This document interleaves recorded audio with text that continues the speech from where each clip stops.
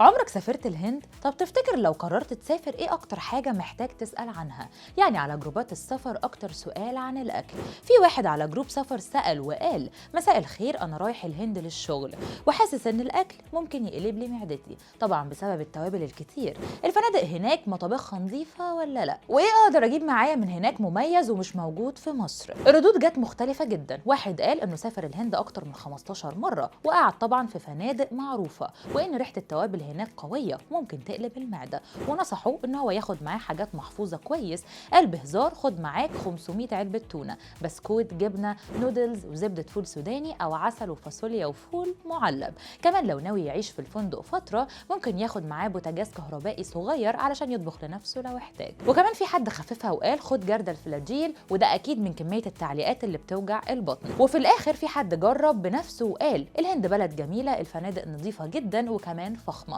وكمان فيها أماكن شعبية ممتعة. روح وجرب وخد الحلو منها من غير ما تقلق.